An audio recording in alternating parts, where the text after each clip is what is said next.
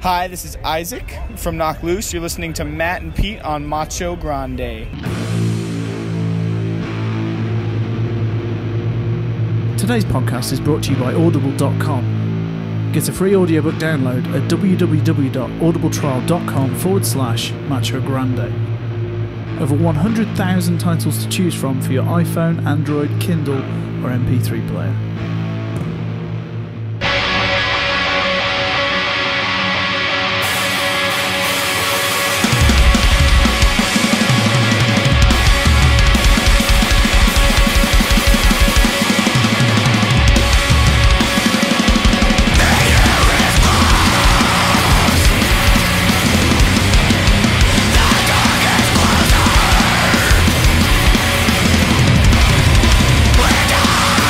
Shine.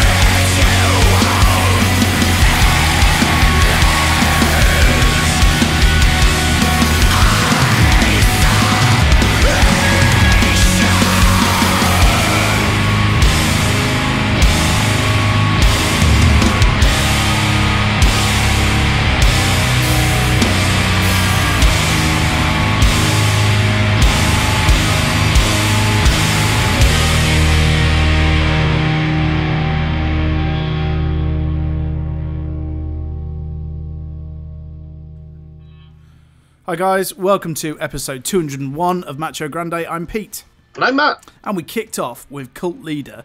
We're actually going to play two bands today on or via Death Wish Inc., which is Jacob Bannon's label. And that sounds amazing. They're from Salt Lake City, Utah. It's recorded and engineered by Kurt Ballou, and it's founded by three members of the now defunct Gaza. This is their second album. It's called A Patient Man, and yeah, it's out now. Cool. Really liking the sound of that. I've only been through it once. Nice. Mostly because I've been trying to play Red Dead. Right. I was just going to say, slight detour. You just reminded me that Kurt Ballou did a really cool studio tour thing on a YouTube channel 2 weeks ago. Of his studio? Yeah. Oh, nice. Called, God City Studios. And then he sort of just did a proper tour around all his equipment and all the little pedals that he's engineered, and then his little workshop that he has employees working on. How do I find this? It's on YouTube. I'll find my history and just go through it. It was literally only a sort of uploaded a couple of weeks ago, and it was on my suggestions list. But yeah, it was just really cool. And then obviously he did a little feature on his business cards, which obviously built into a distortion pedal. Yeah, it's amazing. The blueprint. But it also just went through this awesome sort of workshop. Oh yeah, so it's on the channel Earthquaker Devices, and they do a section called "Show Us Your Junk." Oh, cool. And he is one of the most recent episodes, and like I said, it is literally just insane the amount of equipment he has. Just he hoards amps and guitars and builds crazy amounts of things, and obviously with his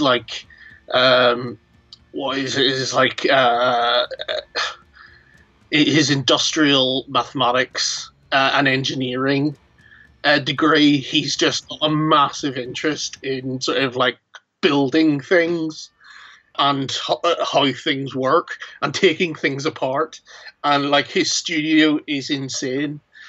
Oh, that sounds awesome. Considering this is a guy who has he has an insane ability to get some crazy sounds out of bands, and obviously plays in a band that has an absolutely amazing sound. Yeah, it's well informative. So you just reminded me, because obviously, everyone in Converge does their own thing. So yeah, go check out Cult Leader. It sounds really good. And then we're also going to play Super Unison, who are on his label as well, a bit later on in the show. Cool. Well, I think the last time we recorded, I was just about to go to Festival. Oh, yeah. And I can't remember if I mentioned it on the last show, but I also got to watch Hawthorne Heights at the Cup. I might have already mentioned that, I'm not sure. You didn't? They were okay. I only really know some of that fairly early stuff. So there was only actually, some songs that I recognised. They seemed good. They seemed fine. They had quite a decent crowd in there, which was nice. It all felt very, just very polite. Oh, right. Do you know what I mean? It's like that kind of just very laid back, not much movement on stage. It's pretty chilled. And it's just that kind of, quite soft sort of emo. They're not particularly heavy. No, and obviously, they're adults now. Yeah, I mean, I'm not really panning them for that. I mean, I'm not expecting them, to be just jumping off everything and going crazy. But because I didn't know the stuff and it was just a very gentle show, it was okay. Right, Festival is this awesome one-day festival in Sheffield, which is basically put on by Loz from While She Sleeps. And this year they had some really good bands, including Asteroid Boys and Bleed From Within and Crossfaith. Sixth were headlining, Black Peaks. It's a really cool day. We've both been to it before. Yeah. And I was working that evening, so I wanted to make sure I got down early enough to catch Black Peaks' set. And we caught the end of Crossfaith, who had packed out main rooms. This was at the Lead Mill. They had a huge crowd, and the crowd were going nuts. The whole place was jumping. Then Black Peaks came on, and it was the weirdest crowd reception I've seen. It felt like nobody knew who they were. Nobody was nodding along. It was weird. Right. Given how much we love Black Peaks, and Black Peaks are great live, and they were putting on a good show. And did they play a lot of new stuff? Is that what people familiar? It was just a good mix. But Okay. it wasn't like, oh, here's a song off our first album, and then the room cheered. Don't get me wrong, they had people watching them, but it was more sparse than Crossfaith. Right, which is weird. I mean, in the time, the last time I went to a festival, there is and can be a little bit of a we're too cool for this vibe. See, and part of that is because when it first started out, there was a lot of more hardcore type bands. Yeah, and I think that attracted, its own early crowd. And whether or not this particular crowd I think genuinely, they just didn't really know them. That's what it was. Because I will give them this. They played brilliant. And by the end of the show, the crowd had obviously warmed up. And they were cheering and they were moving by the end. So it was quite nice to see. But when they first went on, it was a bit weird. And it was really cool because we got to meet up with one of our listeners, Phil. It was really awesome to meet up with him. And we had a good couple of beers. And we kind of watched Black Peaks. And I have to say, I thoroughly enjoyed them. I thought they were fantastic. The new stuff sounded great live. And it was nice to see a room of people actually warm to a band. But I think it just came across as, for whatever reason, the majority of the crowd perhaps didn't know their stuff. right. So, and then I had to go to work, so I didn't catch Sixth or the Skints who were on after them. Okay. But yeah, I was just a bit surprised with the crowd. Yeah, it was a bit weird. Huh. Oh well. What about listening? What have you been listening to? Let's see. The new All That Remains album, I've had a blast through, which obviously features their guitarist who recently passed away. Yeah. And it's solid. It's really, really good. I mean, again, it's that sort of All That Remains. Well, obviously, like metalcore. Let me start again. So obviously, it kind of comes from that, like Boston, Massachusetts metalcore, era of Killswitch and Unearth, and there's obviously several tiers of bands. And All That Remains kind of always sort of sat on that God forbid level. Yeah. For me, they didn't get onto that next echelon. They were kind of on the C level of metalcore bands, but it's really solid. They always have a couple of good songs as singles and stuff like that, and I think this is really strong. It's worth checking out. The new Architects I've been playing through. I bet you have. You see, we've recorded just slightly at a weird time, haven't we? Because I don't think we've heard it enough to review it yet. Yes. I mean, as we record, it's out today, so we I've had it for sort of like 48 hours, 24 hours. Let's see what else. I really tried to start the new Muse album. Oh, God. And I just don't know what. All I've heard are the couple of singles, and I thought it was horrible. I haven't even heard the singles. I was just like, oh, there's a new Muse one of album. them's kind of Caribbean sounding. Ugh. I was just kind of like, what is... I don't know. I made it to about halfway through track 2, and I was just like, yeah, this isn't for me. This is kind of hard work. You see, the trouble with Muse as well is they're, yet again, another band that I don't want this to happen to, because Muse are one of those kind of reliable club floor filler, here's another banger, fill the floor, no problems. And I think this is now going to be at least 3 albums where there really isn't a single track that does fuck all at the club. Yeah, and but no one's requesting at the same time, they're always going to have all their classic hits. Yeah, the trouble is people get I don't know, they're so hard work these days. Yeah. And obviously with the younger crowd as well, they'll grow up not knowing some of that stuff as well. Yeah. And you have the Rage Against the Machine problem where, like, now I can only really play Killing in the Name. Nobody knows anything else, which is ridiculous. What? That's insane.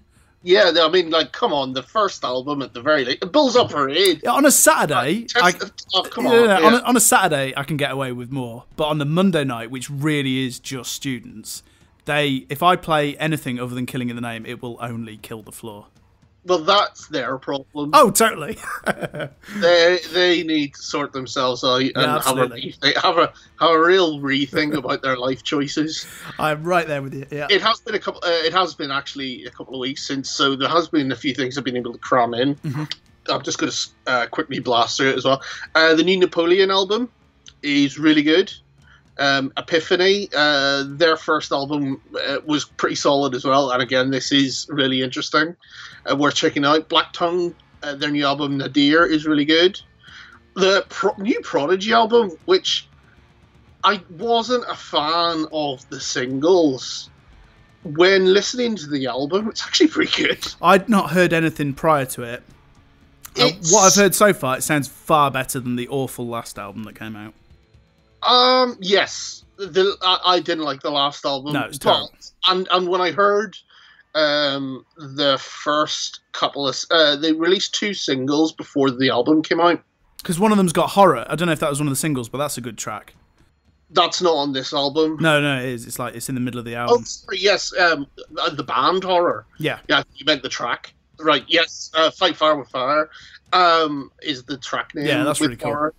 But I think one of the first singles was Need Someone, and it's on its own was kind of like, oh, I'm not sure on this. It's kind of like striving for a music for the jilted generation kind of vibe. However, on sort of like full listening, the album's pretty good. Cool. It's again, it does have that kind of like jilted generation vibe, but not to the detriment of, say, like the last album kind of was really struggling for that sound a little too much, and I really didn't like it. What else have we got? Oh yes, so blasted through the new Browning album. No. It's kind of what you'd expect. I didn't realise they were still going. Yeah, this is like their 4th album. Right. 3rd album. I mean, it's fine. Nothing really stood out, but, you know, it's just what you would expect for metalcore. That sort of average stuff with the gnarly front cover. The new This Will Destroy You.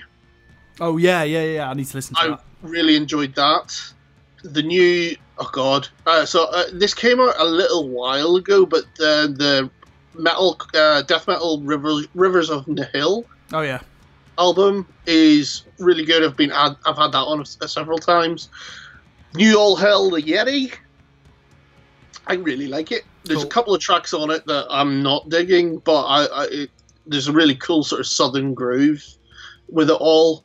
And I'm pretty sure there's one track on there that's kind of named after one of the T-shirts I designed. Oh, nice. I've not listened to the album yet. Okay. And then the new Our Hollow, Our Home, In Moment, In Memory album. Really loving that. Which everyone should go check that out as well. Oh, and I sent you these tracks. Again, sorry, there's lots I've been listening to. Nick DePiro from... the name's just gone up. Night Verses. I sent you these EPs. I discovered he works on just sort of like his own little instrumental stuff that are just sort of prog, heavy. Yeah, I didn't know anything about this. Yeah, and he just releases them free on his Bandcamp. And he just sort of puts up a track at a time for each, and then you know, boxes it all off as like, okay, well that's EP1 then, and he started work on his EP2, and each of the tracks are just like listed as Heavy 1, Heavy 2, Heavy 3, and so on, and they're mental, they're really really cool. Good, and he does it. He plays all these tracks with his crazy 8-string guitar that he has, like if you see it, and his crazy tuning as well. But yeah, they're worth checking out. They're free as well. Nice. What about yourself? Because it has been a while. Yeah, I haven't got through quite as much as you. Envy have got a new release out. It's just 2 tracks, and that's really really cool. And weirdly, the front cover is almost identical to a Planes Mistaken for Stars cover. Oh, really? And there must be some kind of story, because those bands know each other, like they've toured together, so they can't have just accidentally done this. So there must be some story behind it, but I haven't been able to find out why yet. Okay. But yeah, 2 tracks, really really good. The Cult Leader I went through once, Drug Church, which we're about to play in a minute. That album's really good. Me Without You have released their new album a little while ago, and I only finally just got around to putting that on. And they've also done like a 6-track EP that kind of goes alongside it. It sounds really good. New Prodigy. Tosca is really good, which I think I sent you the other day. Yes, I'm going to be checking that out later today. I'm still listening to the new Black Queen album as well. It's kind of getting stuck in my head. Right. I would go so far as to say I prefer it over the first album. Okay. I think that's about it for me, to be honest. Like I say, Red Dead Redemption's kind of taken over a little bit, and I have been through Architects a couple of times. Yeah. Which I'm not. Yeah, I'll wait until we review it to kind of pass judgment on that. Yeah, well, I know, we're a broken record when it comes to, like, will our schedule be getting back on top of things, blah, blah, blah. We did have an interesting sort of Twitter message about that. It's just like, one of our regular thing, part of a drinking game. Every time we sort of apologise for our late show. Late. Do you know what I was going to say to you? I was like, right, should we pop out a new show really quick as just a ha? And then I was like, no, that'll never happen. Well, yeah, but we do need to get an Architects one before it goes on, because yeah, let's do that. I know that's going to be, even if it's just like a short show, just a couple of tracks, and deal with Architects. Yeah, because I know that's going to be on heavy rotation. Oh, absolutely. For me all weekend. Yeah, totally. Yeah, sorry, what else? Yes, so yeah, Tosca, that's what I'm going to be listening to. So yeah. The Ocean as well, their new album. Oh yes, we're going to close I've just got that as well. Is it good? It sounds very good. The singing especially is good. We're going to close today's show on it. I've always been a little bit funny about The Ocean with their records, and this is my own fault. Obviously, these guys are geology mad, and they name all their albums after, or recent albums after, sort of parts of the Earth's history. The different eras. Yeah, Paleozoic. Yeah, so they go through all these periods of the Earth's history, and I'll be honest, because of all those album titles, it's become a bit of a mush for me as to what's on what album. Right. Do you know what I mean? So there's like this vast collection now of albums from them, and live, I've seen them a couple of times. They are fantastic live. In fact, I think the last time I saw them was with you. Weren't they supporting? We saw them in Manchester, didn't we? Yeah. And they were incredible that night. And they've got some really good releases. I just don't feel like I know them that well. So this one I'm trying to really stick with, and it sounds really good. There's far more clean singing on it than I remember on previous albums. Like, don't they have a kind of like open door? I don't know whether that's still in effect. Yeah, because they're known as the Ocean Collective, and certainly quite early on they said, we're just going to... I think they built their own studio, and they just had this approach of, people will come in and out, and we'll have guests, and people will just step in, and then I think live they rotate it round as well. Right. So yeah, Permian... not Permian. We're going to play Permian, The Great Dying a bit later on. Cool. Right, let's play Drug Church. This is a band that... They've been getting quite a lot of press lately. We're going to play a track called Unlicensed Hall Monitor. They're from Albany, New York. It says, Drug Church stands as a monument to accidental success and a testimony to the idea of failing up. By not taking its career seriously, the band has accomplished more than any of its uptight destined to make it peers. Haha, posers. Following a mid-80s blueprint of moving to LA to be sucked into the fast life, Drug Church has left its Albany origins in the rear view. Now experiencing the inability to make rent on a whole new level, the band is producing its best material to date. So this is its full-length album, Cheer, which comes out... it came out a couple of days ago as their first release on Pure Noise Records. And yeah, like I said, it's getting really good reviews. Lots of people talking about it. So here you go. This is Unlicensed Hall Monitor.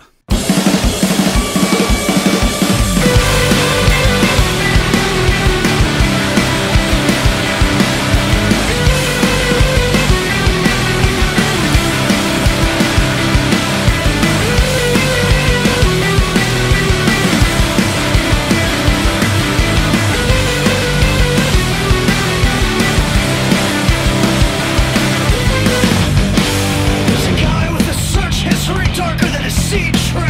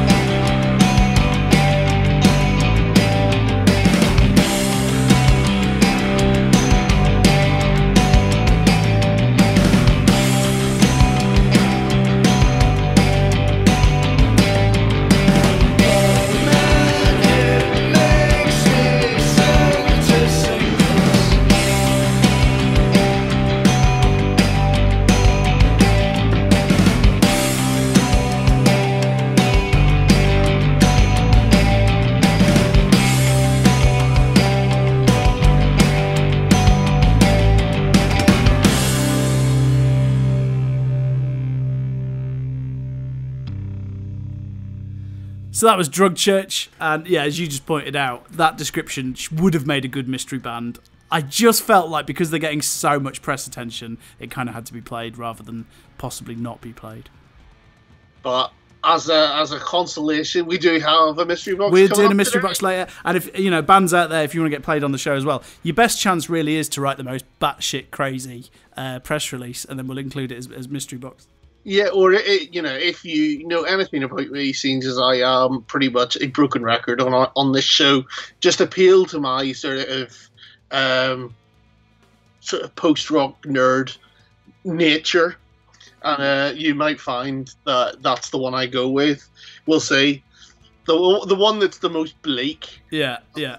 The most interesting. If it was, to be fair, the other way around, I'd probably be in exactly the same boat. Yeah. So, obviously, info@machograndepodcast.co.uk, and just label it as for our attention. So, yeah.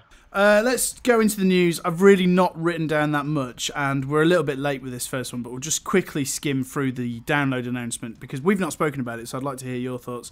So Download have announced the first batch of bands. They've got Under Oath, The Amity Affliction, Tesla, Starset, Skindred, Real Big Fish, Power Trip, Opeth, Me First and the Gimme Gimmes, Delane, Carcass, Amon Amarth, Trivium, Rob Zombie, Whitesnake, D'Antwoord, Slash featuring Miles Kennedy, and then of course the three headliners are Def Leppard, Slipknot, and Tool. Def Leppard are doing Hysteria in its entirety. Were you a fan of that? If I say no, will there be no follow-up questions? Hysteria is one of those weird ones. Like I remember always picking up when there'd be like front covers, and I remember just kind of looking at that front cover loads, but I never listened to it. Doesn't that have like Pour Your Sugar on Me? Oh, I couldn't tell you. Or Let's Get Rocked? I don't know. All I know is I have to play a load of that crap on Saturday nights, and all their stuff's horrible. And you love it. I hate it. Now, conversely, I don't mind a bit of Whitesnake. No, we all like a bit of Whitesnake. And that riff in the middle of Still in the Night, I will still say, is one of the most 80s sounding things in the world. Gloriously so. Is it, not to go too off topic, but isn't it kind of like traumatic ground for Def Leppard to play at Donington? Because it was after a Donington show that the drummer had the was it? Crash, yeah. It feels like they've done it too many times for me as well now. Well, when was the last one they did? Was 2014? Was it? I think it was 13 or 14. So there has been at least a bit of a gap, and same with Slipknot. At least there's been a sort of like 3-year gap. Yeah, but it's been a few years for Slipknot. Tool, 12 years. For Def Leppard and Slipknot, both last played. No, actually, they've played. So Def Leppard, it says 2009 was the last time they played. Quite a long time then, right? Okay. No, 2011. Okay. Sorry, 2011. I couldn't read the date on it properly. So, but yeah, Tool was the only one I saw and that's all I saw. It was just like, I don't care. Tool are playing. It'll be interesting to see if it's in that order as well, because the way they've obviously put it on the poster is Def Leppard as the Friday and Tool on the Sunday. Which obviously Sunday is quite often the classic rock day, so that'd be cool. I usually leave early because I'm not interested in the classic rock day, but to stay to the end for Tool would be amazing. So again, there's a couple other things in there I'm interested. D'Antwoord, brilliant. It's cool that it kind of lined up with our dream. It. Yeah, we kind of called it. Yeah, in fact, we're going to take credit for it. It was kind of our thing. The only thing I'll say with D'Antwoord, I mean, I've seen people moaning, and it's like, I don't know why, because Download has repeatedly, over the years, thrown a few curveballs like this, with booking, was it Lethal Bizzle, and obviously Chasing Status and stuff. I think they'll go down fine. The only slight trouble with D'Antwood is when it's really hot and sunny, like the same year people were like, what was it, 2 years ago, was it? When... Oh shit! Who was it? There was someone that was playing like a cover band in the middle of the afternoon, and everyone was like, "Oh, I can't believe they're playing." I was like, Apocalyptica. No, oh no, it was thingy,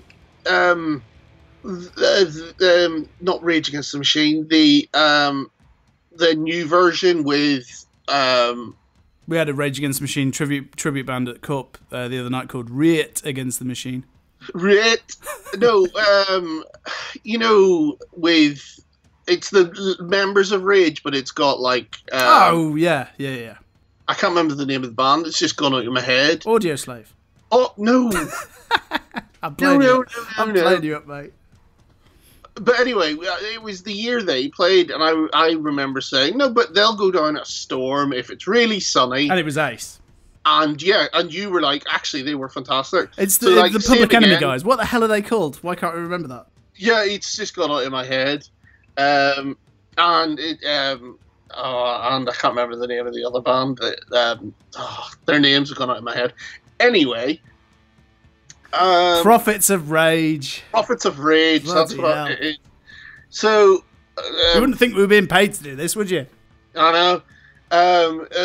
Sorry, my brain just kind of had a stroke. Back to Deanwood, right? The only slight thing with them, and I think it's a great booking, and I think they will go down well.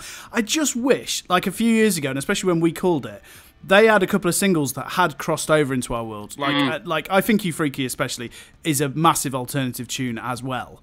And it's just a shame that they've now had a few releases with nothing else. Like there doesn't seem to have been any other songs that have crossed over, and it would have just been nice to have had, a few more. I'm not expecting Prodigy levels of crossover, but another one would have been nice, because I Think You Freaky is now quite old. Oh no! Like the majority of the stuff that you would really know is at least sort of 5 or 6 years to 7 years old. Yeah, but I'm looking forward to watching them. Yeah, I'm really, again, if the weather's been great, then it'll be really good fun. And again, just sort of like to drag this on a little bit more. Like people who were, complaining about here we go again. It's like, what, last year I thought was one of the best looking lineups of Download. Yeah, it was only the main stage was a bit meh, but but the fact that they had mixed it up and really thought about it instead of everything was on the top 2 stages and there was nothing anywhere else. This last year they actually mixed it up. We're like, no, there's loads of good things on the lower levels. And they mixed it up a lot, and it felt a lot more catered for. And again, I'm just excited. Maybe we'll get a Tool record. Yeah, I mean, I don't really mind either way. I mean, lots of people have been saying, oh, well, that confirms it. I don't think it really does, because Tool have been doing festivals for quite a few years. It's just we haven't had them. They've been touring North and South America for like the last 3 years regularly, and, it's just little sort of money earners. Cool to see Under Oath on there as well. Yep. Even though the new album's a bit pants. And then obviously Slipknot kind of bleeds nicely into the new single. I'm pretty sure they will have a new album out, yeah. Yes, which, I mean, did you know that they were recording? Well, only in the... I remember reading was like, Corey talking about, I'll be working on Slipknot stuff soon. There's been bits, because Corey also said that the new stuff is, Iowa levels of heavy, which we talked about. Yeah, but they say that for like the last 3 albums. Yeah, that's true. They're at that sort of like... The Rob Flynn promo talk. Yeah, this is the one that, we really rekindled the vibe from our first album on this one. Oh, and if you don't like this album, don't worry, because the next one's going to be really aggressive, and it'll be really like Iowa. And if you don't like that one, then we'll be revisiting stuff from the first album on the album after that. Which again, it's just that thing of like, I knew the Grey Chapter obviously was birthed out of a really traumatic period, but it hasn't stuck with me. No, God no. And obviously the album before is garbage, so that's now 2 albums where you can kind of write most of it off. And then this single, what are you thinking? It's alright. I'm not sure that they can do anything that'll excite me now. That's the trouble.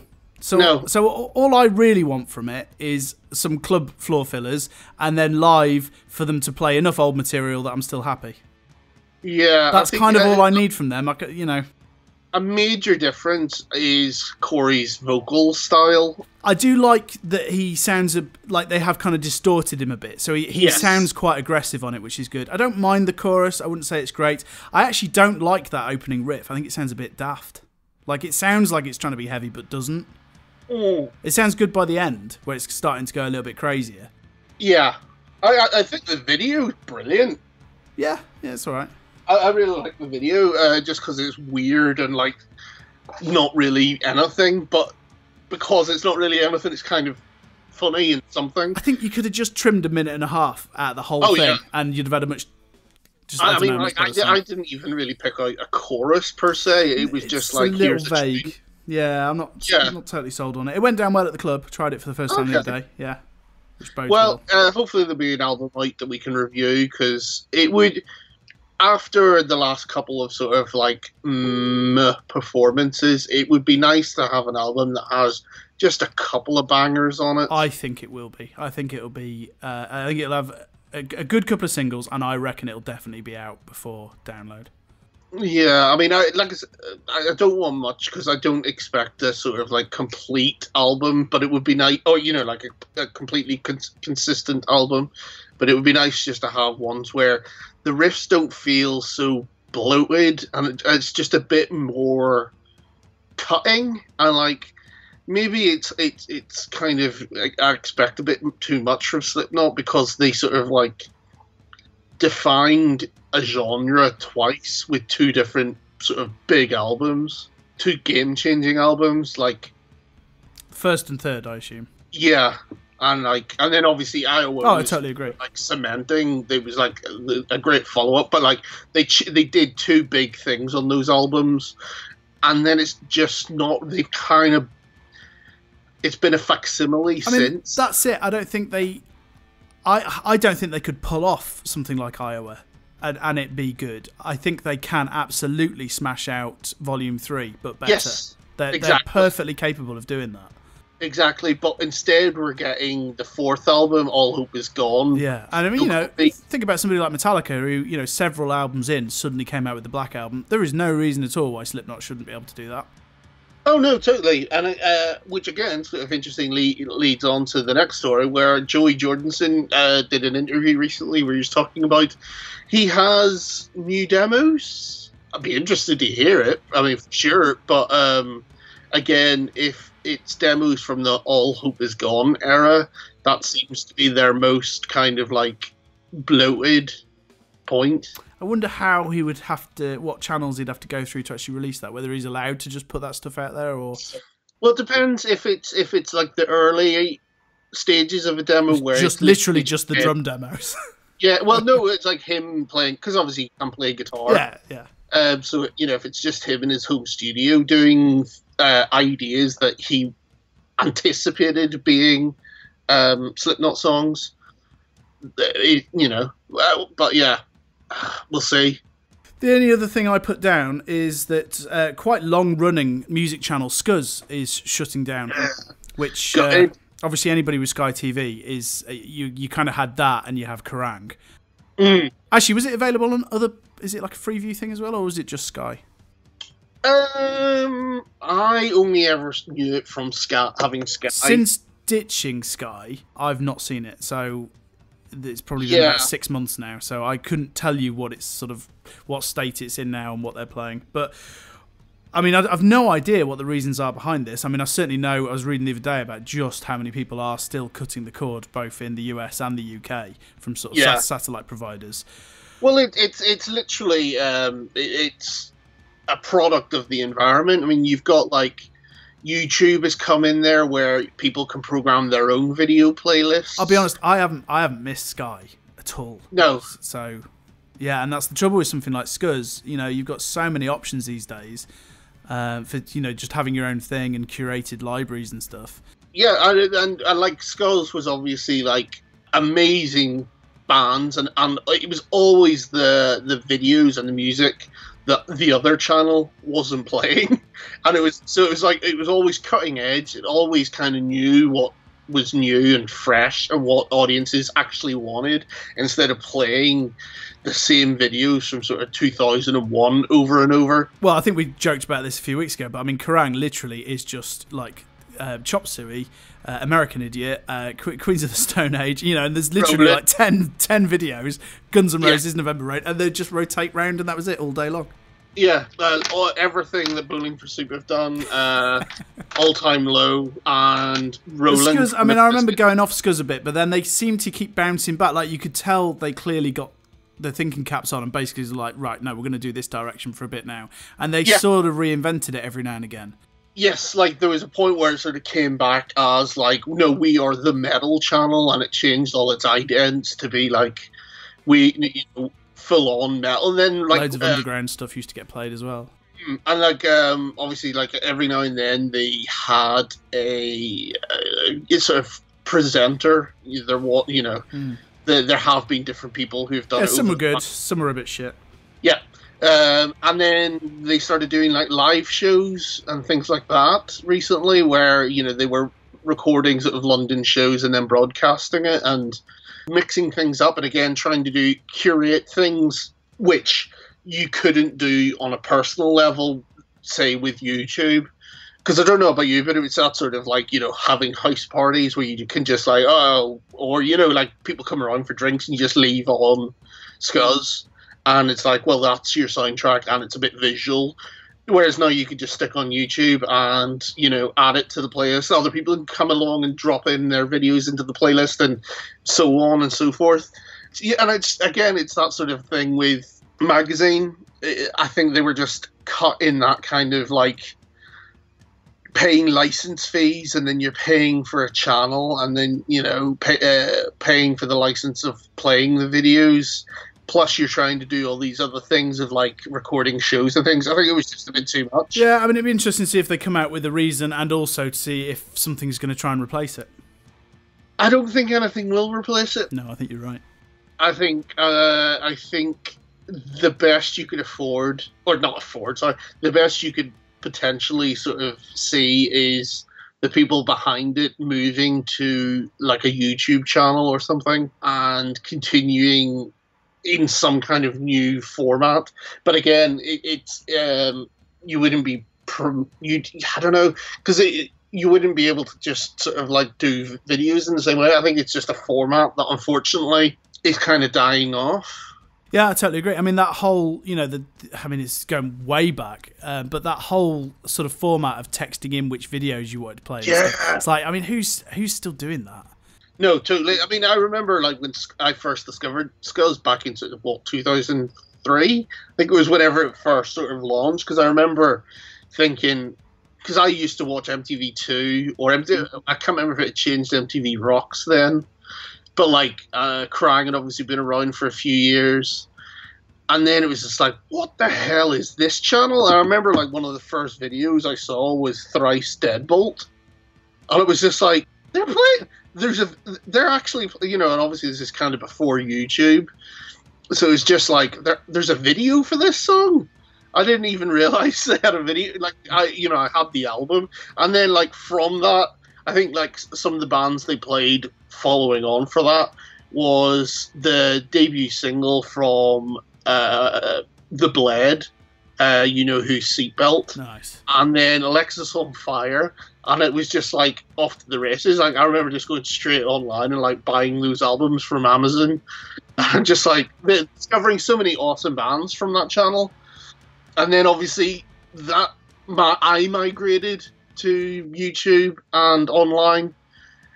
And I think that's just the thing. They were of a moment, and they've been superseded by the next thing. Although YouTube is, I think it's on its sort of like sinking ship levels at the moment as well.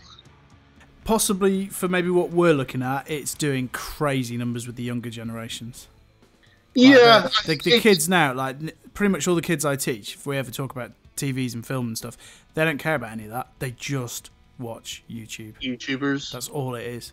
It is. Yeah. It's in the million. It's crazy. Absolutely crazy. Oh yeah, but it depends. Like some of the smaller channels, you just can't monetize it now. It's just becoming so sort of like shockingly difficult and obviously like YouTube censoring things as well. Like it's gone from a place of being you're able to say whatever you want. Just be grateful that you don't come home and have to listen to Stampy Cat and Dan TDM every day, mate. What? Exactly. You don't want to know The joys of having a 9-year-old.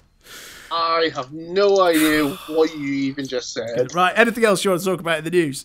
Oh yeah, it was literally just came online in the last sort of half hour. It was just yesterday. Sorry, I've only just sort of seen it by checking in. I didn't realize like Brett Hines from Mastodon revealed like why he'd missed the 2018 Grammys recently. That he was actually a victim of a hit and run. Right. While he was out on his motorbike. He's posted some photos on his Twitter of like how he looks pretty messed up. Clearly, like smashed his sort of face on the concrete. Yeah. So looks pretty bad. But yeah, it was just sort of like he's only talking about it now that he's sort of like obviously on the mend. But like didn't realise about that. No, I didn't know anything about that. No, and the Fever 333 have just announced their new album, Strength in Numbers. Cool. And the E in numbers is the 3 3s. Oh, right.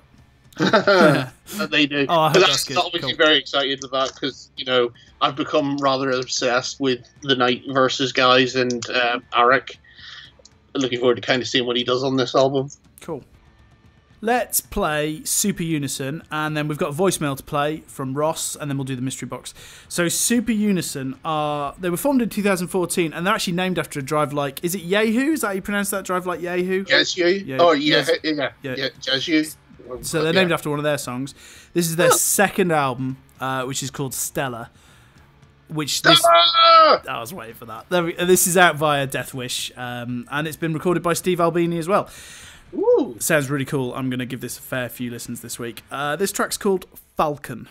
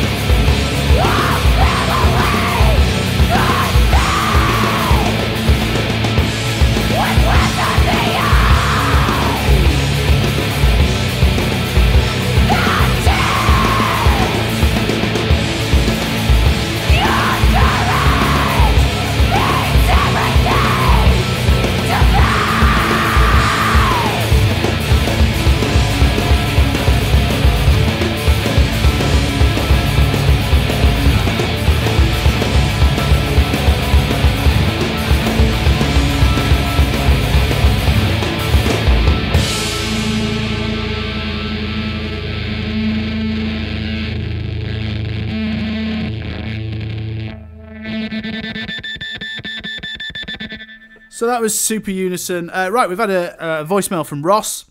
Don't forget, you can leave us a voicemail on 05603 689 842 if you want to leave like a review of any shows that you've been to, like Ross has done, or want to give us a tip about a band or review a CD or something. That'd be really cool. All right, gents. It's Ross from Glasgow again. Just finished another gig. I thought I'd give you a phone. It's like my thing now that I phone you after a gig. Just been to see Idols. I don't know if you guys have really paid much attention to them. I've not heard you mention them on the show particularly. They're not really metal, or sort of metal adjacent, I suppose. They're punky, but it's honestly one of the best shows I've been to in years, I would say. That's hopefully not overselling it, but man, it was so fucking good. They played the QMU, the Queen Margaret Union in Glasgow, which is a nice little venue, decent size, and yeah, there's a sort of weird kind of old punky crowd there. Like a lot, I think it appealed to a lot of. As you see, there was a lot of great ponytails there, a lot of old denim waistcoats, and but it was just loud and heavy and bouncy, and the whole crowd just went absolutely nuts for them.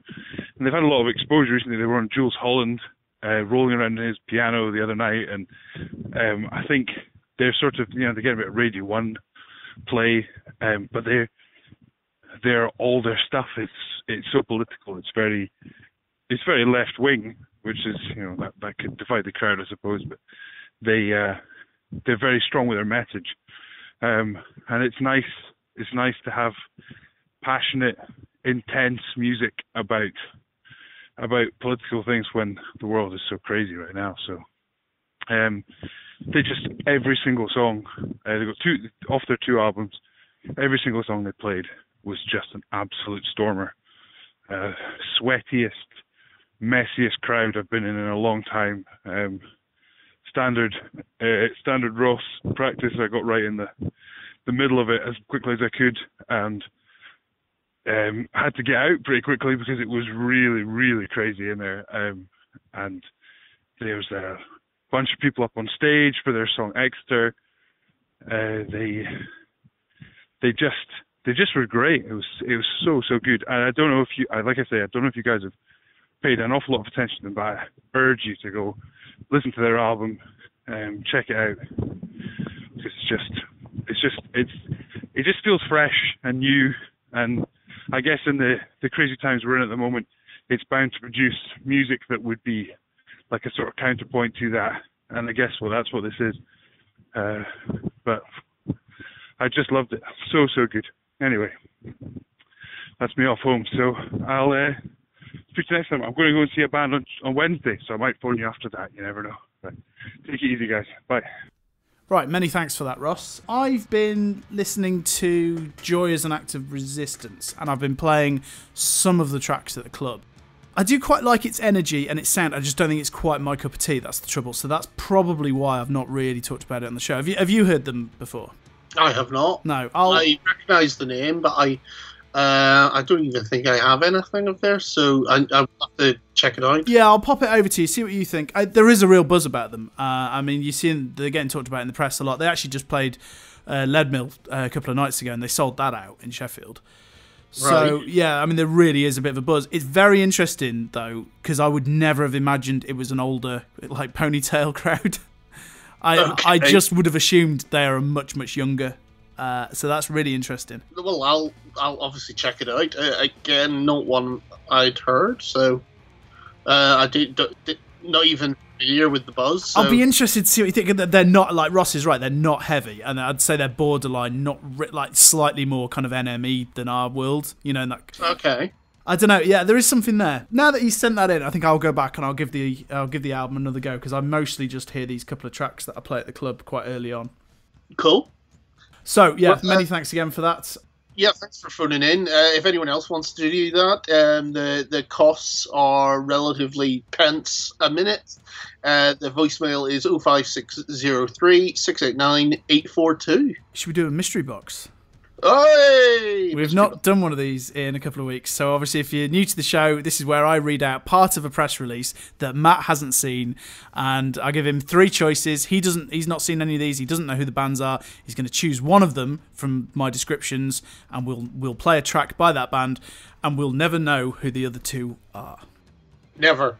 What will he pick? Who knows? Could be good, might be shit. We'll see. Some of your track record ain't great. But it's my favourite part of the show, and it doesn't come along often, but when it does, it's always interesting, and it's always painful. Right, number 1. The music can ascend to blistering speeds with chaotic guitar riffing and rabid vocals, then transition to a dark, melancholic place. Taking a step back from the extreme and the chaos, a look inward is prioritised and made apparent, bringing ghostly sounds to life with their instruments paired with lyrics confronting the fears of the self, loss, grief and the afterlife. Right. It's quite a mouthful. Fair enough. Alright, number 2. The album delivers a full musical experience inspired by the horror video game Silent Hill 2. It's a musical journey through dark, tormented themes of doubt, loss, guilt, and terror. The plot of the album follows a broken man's journey through the ghost town of Silent Hill after receiving a letter from his dead wife asking him to meet her there. The band brings a fresh interpretation of these themes and artfully bring to life the oppressive, claustrophobic aura of the fog-consumed town with deviously clever songwriting and mind-catching lyrics. Is that just the Silent Hill motion picture soundtrack? God knows. And it's weird, like, why Silent Hill 2? Well, yeah. Why not Silent Hill as a franchise? Anyway, so, all right, here's number 3. The band is known for blending a sound that is a complex mix of classical orchestrations, cosmic synths, and extreme metal to portray the epics of parallel worlds, where they bring forth a voyage enriched with lore, fabricated from scratch, to show the depth in which represents them as artists. From the birth of organic matter to great wars that tear the fabric of space-time, the story of this band's music serves to immerse you into a world of oddities. Christ almighty. So they're not the snappiest one-liners. Could you repeat the first one again, please? The first one can ascend to blistering speeds with chaotic guitar riffing and rabid vocals, and then transition to a dark, melancholic place. Taking a step back from the extreme and the chaos, a look inward is prioritised and made apparent, bringing ghostly sounds to life with their instruments, paired with lyrics confronting the fears of the self, loss, grief, and the afterlife. Now, see, that one, when you first read it out, that one seemed slightly OTT, but then you followed it up with just 2 of the most insane sounding ones possible. Like, it's great that people are clearly writing these for me, but the whole classical thing and the space oddity of the third one really sort of turned me off. The second one was just borderline batshit and off-putting, and the first one sounds really good. Okay. After hearing the other 2. You're going to go for number 1 then? I'm going to go for number 1, please. Okay, you've chosen... What's in the box? What's in the box? You've chosen... Right, the band are called Fall. And this is an EP, 4-track EP. It's coming out on the 21st of December. It's self-released. They have put this track online that we're going to play. And it's called The Dreamer of Tragedy. That's the name of the EP. They're from Corpus Christi. Is that how you pronounce that? We've had that come up before. Yes. Yeah, Texas, isn't it? Corpus Christi? Yeah, okay. So you can go to facebook.com/fall.music. And we are going to play a track called Air to Silence. As in air or Air. Air. With an H? Air to Silence, as in the heir of the throne. Yeah, with an H. H. Yeah. Yeah. Right, here you go.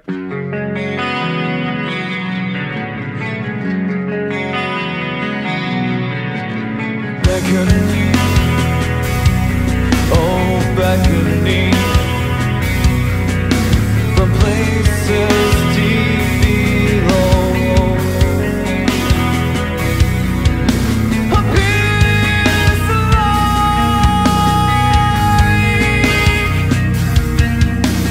hearing, beckoning.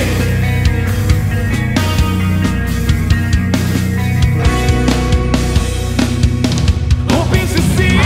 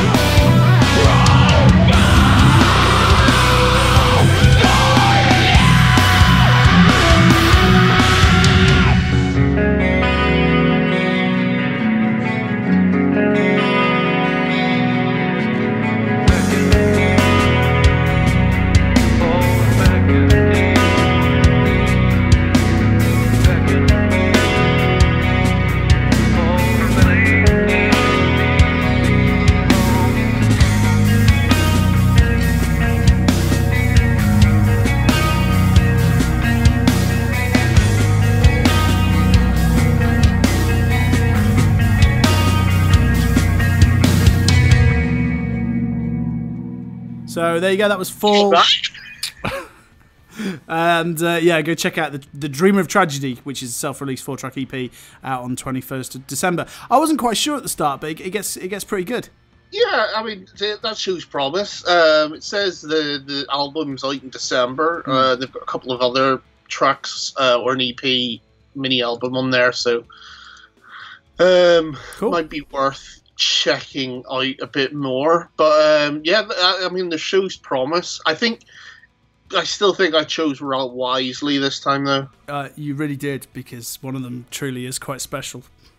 Well, if I was going to hazard a guess, I would imagine it would be the last one of that. It is, yeah. But we'll never know who they were. No, And I'll indeed. never know.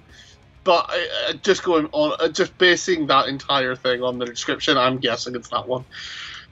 Right, before we close out on The Ocean, just do a super quick bit of film chat, because we didn't do this on episode 200, so I'll just quickly run through some of these, and you just chime in with, let me know if you've seen these or not. First of all was Apostle, which is on Netflix. Yep. You've watched this, have you? I have, yeah. It's written and directed by the Gareth Edwards, I believe is his name.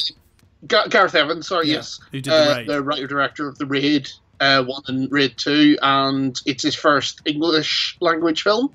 Do you know what? If I hadn't have known, I would never have thought, oh, this must be the guy who did The Raid, because it doesn't have like that crazy fight mentality that those films have. Oh no, yeah. Well, again, obviously they were a particular thing, but like this is just like his first, UK/America English film. I really like this. I mean, in an absolute nutshell, this guy is set in the early 1900s, and this guy travels to a very remote island to rescue his sister who's been kidnapped, and he sort of poses as a convert on this sort of weird cult-like religious island, very reminiscent of The Wicker Man, and he sort of goes about exploring and uncovering. It goes quite nuts and is quite brutal in places. I thought it was ace. There's some scenes where it's just like, because it's kind of in the horror section of Netflix, but it's more of a sort of like gory thriller. I really enjoyed it. Yeah, I really enjoyed it. I really like because the main actor in it is also the main actor from Legion. He's really good. Cool.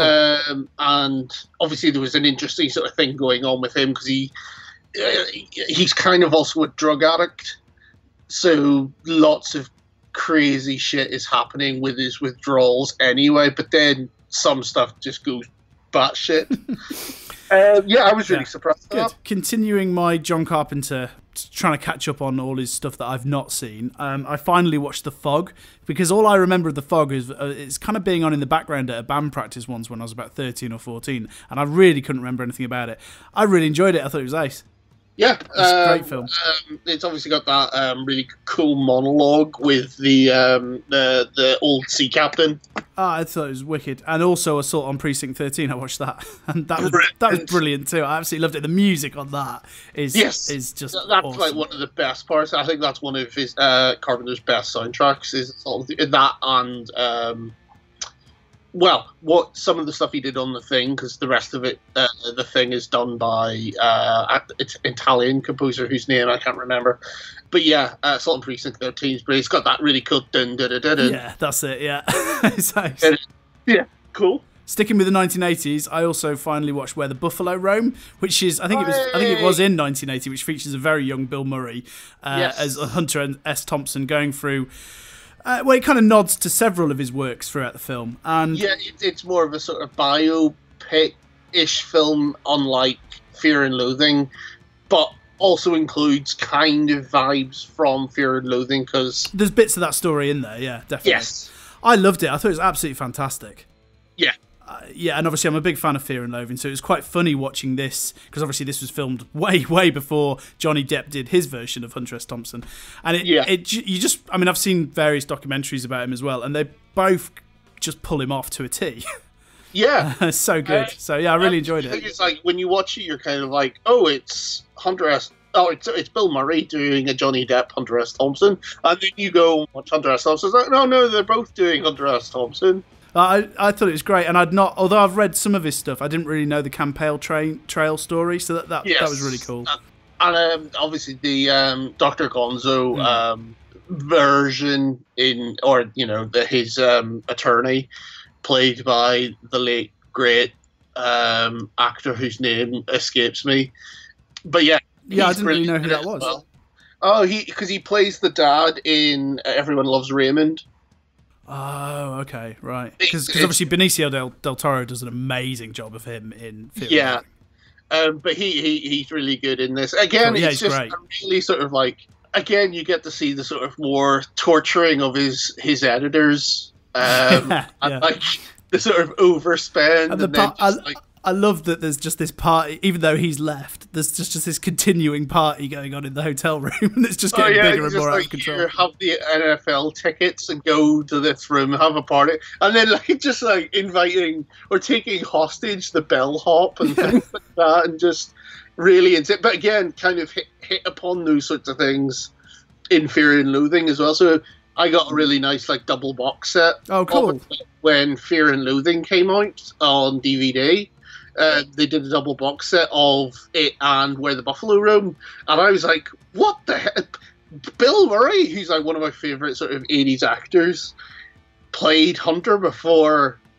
I don't know how this one passed me by either. I had sort of heard bits of it, but I have no idea why I hadn't watched it. Yeah, I'm surprised I hadn't mentioned it before, because like I said, I got it in this crazy double box set when it came out, and I was blown away by a film I'd never heard of as well, and so it's always been one I've sort of heard of. Oh, I'm just looking at the list. You got to see Mandy. I haven't got a chance to see that yet. I'll save that for last. I'll just have a quick chat about Black Klansman. Okay. Have you seen that yet? I have not, but I want to. So this is Spike Lee, set in the 1970s, in which a rookie African-American, which is John David Washington, has to go undercover along with Adam Driver to infiltrate the Ku Klux Klan. And I really enjoyed it, and it's a great film, and I think people should watch it. I don't know, towards the end, I was starting to get a feel of, I'm not quite sure whether it's meant to be a comedy or serious, and I didn't realise it was sort of semi-autobiographical. So I read afterwards that, it's described as an autobiographical comedy drama, and that kind of now makes sense, because you really feel both tones, and I sort of expected it to go a little bit more realistic or a little bit more comedy, and it's sort of slightly in the middle. It's really well done, really well acted, but then the clincher, which has sort of swung it back the other way, is that right then, no spoilers, but right at the end, sort of as a post-credits, it also shows recent white supremacy, some of the appalling scenes with you mentioned about the States with Charlottesville and stuff, and that is at the end of the film, and it really does just drive it all home. And then realizing afterwards that it was autobiographical as well. So yeah, well worth a watch, really good. I think that's on Netflix. I'm sure somebody said. I think it's no, it shouldn't be. Yeah, I mean it's only recent. Well, I think it was. I think it might be some kind of tie-in with it. So it was a limited cinema run first, and then it was coming to Netflix quite early. But I could be wrong on that. Right, well, I'll have to check if it has then. I shall be checking that one out for definitely. I'm a big fan of Adam Driver. And then lastly, have you seen Mandy? No, yeah. I've just seen all these reviews of it's insane, it's nuts, but it's amazing, and other people are like, oh, it's insane, and I didn't like it. It's not. Other people were just like, it's crazy that Nick Cage can do complete dog shit films and then something like this. So I've heard all these mixed things of essentially you just have to see it for yourself. Yeah, I mean, it is just this mad hallucinogenic trip, just swirling colours and crazy sequences. It is nuts. It's really fun. I absolutely loved it. I mean, I was in tears watching it, just laughing at Nick Cage. He's so good in this. And it's hard. It's a very basic story. I mean, he has this very kind of idyllic, peaceful life with his wife. She happens to walk past this kind of cult leader who takes a shine to her and orders her to be kidnapped. Yes. Bad things happen. I know that much. Yeah, and so bad things happen, and basically Nick Cage has to go pretty crazy and take revenge, which includes taking revenge on a demonic biker gang. Yeah. And it's bonkers. It is a bit too long. It does go on a bit for the type of film that it is, and it includes the most incredible bathroom sequence of him in his pants crying with the most glorious 70s wallpaper in the background. I mean, it's worth it for just this couple of minutes scene alone. Okay, so that's essentially a living meme and another Nicolas Cage meme for the future. It's wonderful. So yeah, definitely watch that. And that's it for me. Okay, well, I definitely want to check that out because it's been on my watch list for a while, but I haven't had a chance to catch it yet. I caught. There was a couple of other things, but I think mainly it was Bohemian Rhapsody. Oh yeah. I saw, and it's Remy Malek's amazing. I think he is really, really, he really, really shines in this film, and you know, it's not someone just playing Freddie. It's kind of like the Theory of Everything, where I've forgotten the actor's name. Eddie Redmayne. Eddie Redmayne, but you're just watching Stephen Hawking. It doesn't feel like you're watching someone play Stephen Hawking. It feels like a Stephen Hawking. It's the same with this, except unlike that film, this isn't as good a film. Now, I don't like Queen either, so am I going to enjoy this, or...? Probably not. Right. And I grew up on Queen, Yeah, so no. like, I have a real sort of like kinship with like everything they did up to sort of Freddie's death. Along with ABBA, quite actively dislike everything they've ever done. Right. Well, see, again, I grew up, and like one of the first albums I bought was Queen, and like anyway. But the bits that I didn't like was the fact that it glosses over so much that I obviously have a sort of nerdy knowledge of. Right, okay. And it's just like, that didn't happen that way. That's wrong. Okay. That happened at the wrong time. That's out of sequence. We rushed to this stupidly fast. And again, it's that sort of like, I don't know if it's a product of the fact it had such a troubled history getting made. Like, it's gone through 2 directors with, what's his name, from X-Men and Usual Suspects director, Chris McQuarrie. No, not Chris McQuarrie. I've forgotten his name. But anyway, he's obviously had a bit of a scandal last year with regards to the Me Too and all this. Anyway, Dexter Fletcher then comes on, and sort of he was the second director. So again, it's this product of who really did it. The script's a bit of a mess. Bryan Singer. The script's a bit of a mess and factually inaccurate.